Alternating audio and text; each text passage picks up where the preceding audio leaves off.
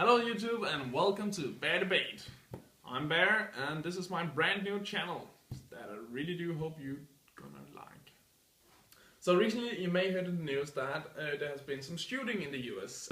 Not that that is concerning us, we being Danes, but that being said, it once again raised the debate about gun control. Story goes that this 71-year-old guy sits in the movie theater trying to watch some movie, I don't know what it was. Probably The Hobbit or Midi. He was alone, I don't know. Right next to him there's this guy who's sitting and texting. Apparently he's texting his daughter's babysitter. And as all rational people will do when they see someone texting at the movie theater, he gets angry. And apparently so angry that he pulls up his gun and shoots the guy. And that of course sparkles a debate about whether or not gun control is a good or bad thing. You may be pro-gun, or you may be pro-gun law, or gun control, some might say. But we can all agree on that killing each other is bad. What we can't agree on is whether or not it's the gun's faults and the regulation of those guns. I myself being a gun control kind of guy, I don't believe that more guns create more security. The problem about gun control in the US and basically in other parts of the world is it's incredibly hard to find unbiased data. It's all biased. Almost all.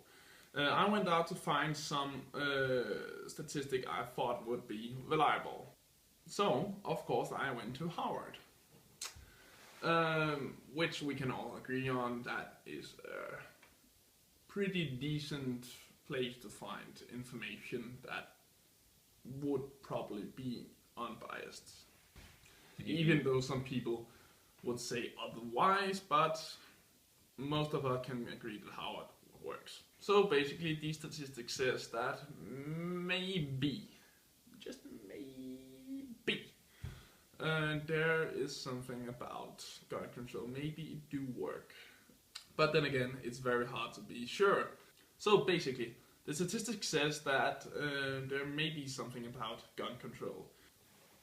What they did was to compare the United States to other countries and also look at other countries that recently added gun control regulations, countries like Australia. They did it in 1996, so defined recently. So, if we could argue that there is some kind of evidence for it, and you might say, no there ain't, and some might say, yes there is. There will always be those two groups. From the Anti-Gun Association there is some arguments, and the one you hear most often is something like this: gun-free zone is the most dangerous place in America. And that was my best American accent ever.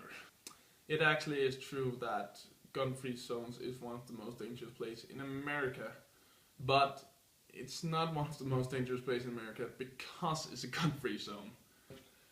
The thing is, these gun-free zones is often places where there's been a lot of shooting, a lot of gangs, a lot of drugs, and a lot of violence, and basically a place where you don't want to have your children to grow up.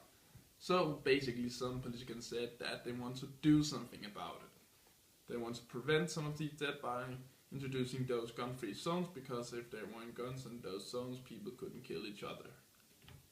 Which actually was a good idea, because these gun-free zones have actually lowered the killing rate, even though people still kill with guns in these gun-free zones. Another argument is that a drug addict will just get guns anyways. And that is true, they can get guns anyway. It's not that hard to get. Even in Denmark we can get guns quite easily. It should be said by now that in Denmark we have very strict gun laws. So basically, we shouldn't have law against stealing because the thief steals anyways. And you might see why this is a dumb argument now. There is other arguments that I may introduce you for another day. But I will actually go on to a very good argument for the gun pro side. To the gun pro side.